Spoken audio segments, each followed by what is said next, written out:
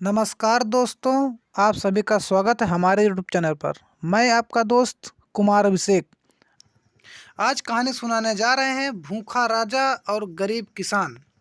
चलिए शुरू करते हैं। एक बार एक राजा भेष बदलकर रात में नगर का भ्रमण कर रहा था। अचानक वर्षा होने लगी। उसने एक मकान का दरवाजा खटखटाया। अंदर जाकर राजा ने गृहस्वामी से कहा, मैं कई दिनों से भूखा हूँ। भूख के मारे मेरे प्राण निकल रहे हैं। जो कुछ हो मुझे तुरंत खाने को दे दो। गृहस्वामी स्वयं अपनी पत्नी व बच्चों सहित 3 दिन से भूखे थे। घर में अन्न का एक दाना तक नहीं था। वह बड़े धर्म संकट में पड़ गया। उसे समझ नहीं आ रहा था वह क्या करे कि वह अपने भूखे अतिथि को कहाँ से भोजन कराए। तभी उसके मन में एक विचार आया। वह घर से बाहर निकला और घर के सामने एक दुकान से 2 मुट्ठी चावल चुरा लाया। गृहस्वामी ने अपनी पत्नी से उन चावल को पकाकर उन्हें अतिथि को खिलाने के लिए कहा। अगले दिन दुकानदार ने राजा से पड़ोसी की शिकायत की और कहा, उसने दुकान से चावल चुराए हैं। राजा ने तत्काल उस व्यक्ति को बुलवाया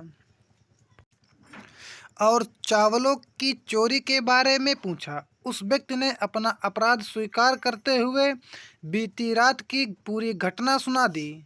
हाथ जोड़कर कहा, महाराज, मेरा स्वयं का परिवार 3 दिन से भूखा था।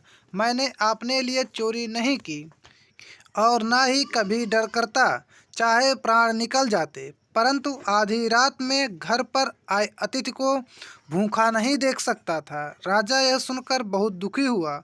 उसने बताया कि अतिथि वह स्वयं था। फिर उसने उस दुकानदार को बुलवाया और पूछा कि क्या उसने अपनी दुकान से पड़ोसी को रात में चावल चुराते हुए देखा था।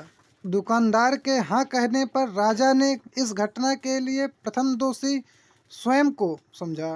दूसरा दोषी दुकानदार है, जिसने रात में पड़ोसी को चावल चुराते हुए देख लिया, परंतु 3 दिन तक पड़ोसी को परिवार सहित भूखा रहते हुए नहीं देखा। इसने अपना पड़ोसी धर्म नहीं निभाया। राजा ने उस दुकानदार को जाने के लिए कहा और उस गृहस्वामी अतिथि निष्ठा भाव से प्रसन्न होकर 1000 सोने की असरफियाँ उसे इनाम में दी। आप सभी लोगों को यह कहानी कैसी लगी ज़रूर कमेंट करके बताएं और हमारे चैनल को सब्सक्राइब करें।